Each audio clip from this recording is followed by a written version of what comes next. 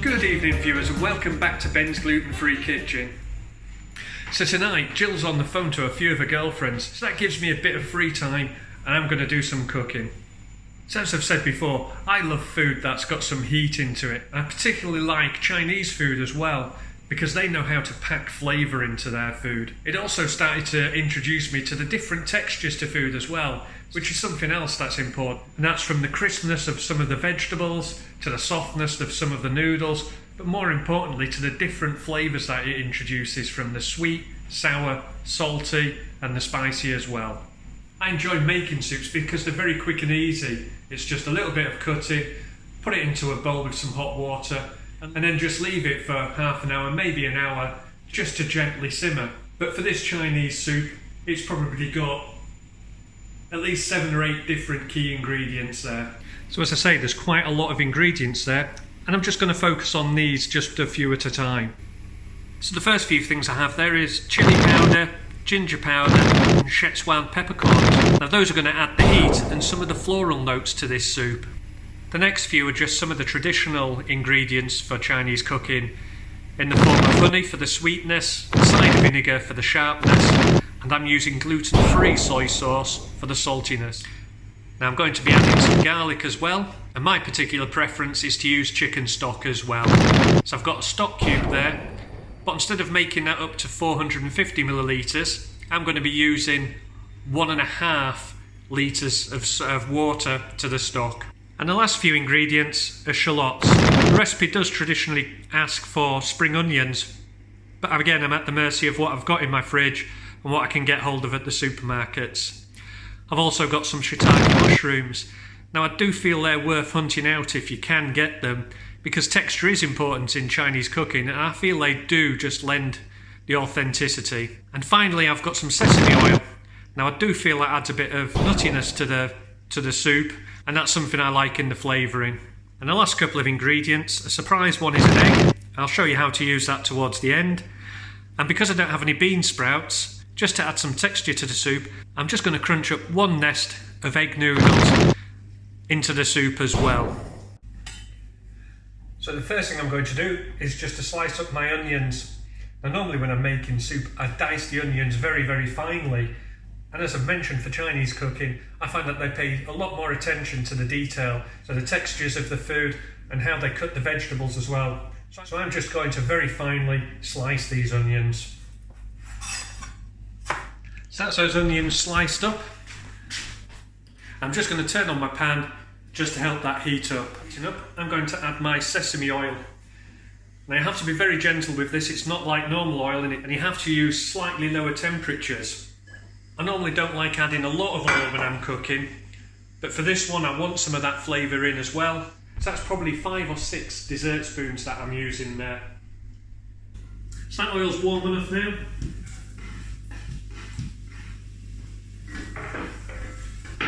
Just adding the onions, giving it a light stir. So I just want those to soften, so I'm turning that temperature right down, putting the lid on, and they'll take 2 or 3 minutes. So while the onions are softening, I'm just going to prepare the garlic. Easiest way, flat of your knife, heel of your hand, and just hit down. That just helps make it slightly easy to peel the garlic. And then with a sharp knife, I'm just dicing. And it doesn't have to be too fine, this is going into a soup. And it's going to have quite a long cooking time, it's going to be in quite a lot of liquid, so the harshness of that garlic will dissipate as it's cooking. That's in with the garlic. Those onions are softening down as well nicely, just a couple more minutes. I mentioned I was going to be using Szechuan pepper. Now this I find is a little bit lighter than normal peppercorns. It just gives a bit more of a fragrant scent to the soup. But if you don't have Szechuan peppercorns, just use the normal peppercorns. The downside for me is I only have 1 peppercorn grinder. So I'm digging out the pestle and mortar. I'm using 2 teaspoons of these peppercorns. Again, as I say, they're not as harsh as normal peppercorns. just grinding them down as fine as I can go. And you can just smell them as you're doing that. Definitely worth hunting them out if you can find them. Definitely worth the effort. And just to say for transportation, I'm just going to add some of my other flavourings here as well. I do like my food spicy, so I'm adding 1 heaped teaspoon of chilli powder and 1 heaped teaspoon of ginger powder. So I'm just going to add these as the onion softening because I want these to lose a bit of that powderiness, and lightly frying them in the oil is going to help. So that's the chilli, ginger and Szechuan peppercorns going in, and give that a mix. And you start to get hit by those flavours. So the next thing I'm going to add, I've boiled the kettle, and that's 1.5 litres of plain water.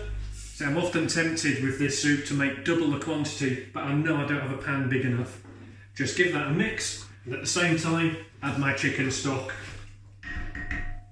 Now I've mentioned before a chicken stock cube can make around about 1/2 litre of stock, and I've got 1.5 litres, so 3 times the quantity of water.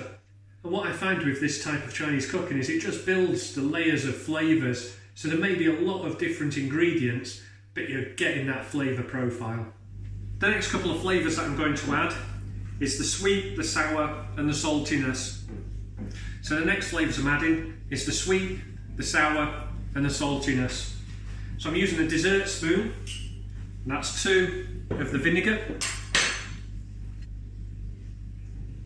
and then that's 2 of the gluten-free soy sauce. And a little hint, if you're using honey, just give it a quick 10 or 20 second blast in the microwave. That'll just help heat it up, make it a bit runnier and make it easier to get out of the jar. That's 2 dessert spoons as well.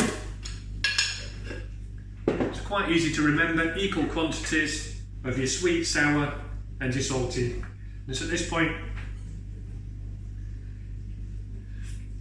just give it a quick taste, see if it needs any of the seasoning altered. Just going to leave that for around about 30 minutes just to slowly simmer. Now I just need to finish off the last of my ingredients. So I'm just preparing the mushrooms. And don't forget, this is going to be a soup, so you don't want large pieces, you want very fine, delicate slices. So that's my mushrooms cut up. Now I've mentioned that I do like using the shiitake mushrooms in this recipe because it lends a little bit of authenticity to the dish. The other thing I find with the shiitake mushrooms is they don't reduce as much as normal mushrooms. And by that, I mean when I'm cooking with mushrooms, I usually gauge how ready they are by how much they've reduced in size, and that means how much liquid have they lost. I think it's because I'm adding this to a soup as well, they don't seem to reduce down as much. And then that just leaves my last 2 ingredients to add, which is the egg and the noodles, and I'll put those in round about 2 or 3 minutes before the end, just as I finish up. So I'm just into the last part of my soup. This is the egg, and I'm just gently beating it, and then I just add this to the soup. So stirring the soup clockwise, which is traditionally for luck, you just gently add the egg and it creates little ribbons.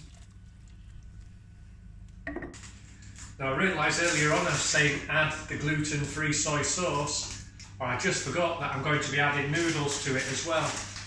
And unfortunately I haven't found any gluten-free noodles yet. And all I do is just crunch up the noodles, so I just get a small amount when I take a mouthful of the soup. So that's the last couple of ingredients added. That's the egg and the noodles. I'm just going to turn the heat off now and let that cool down. And just as I was finishing the filming net, I've changed my mind. I wasn't going to add the corn flour this time because it's a personal preference of mine. But since I'm going to add it anyways, I may as well record it. For 1.5 litres, and I don't want it too thick, so I've just got 30 grams of corn flour, and then I just add enough water so I can mix it in, and the heat from the soup is going to activate that corn flour and just help thicken it slightly. So there we go, viewers. So that's my take on the hot and sour soup. Hope you found that easy to follow. Hope you give it a go as well. Just remember, hit that subscribe button, give us a thumbs up, and I'll catch you next time on Ben's Gluten-Free Kitchen.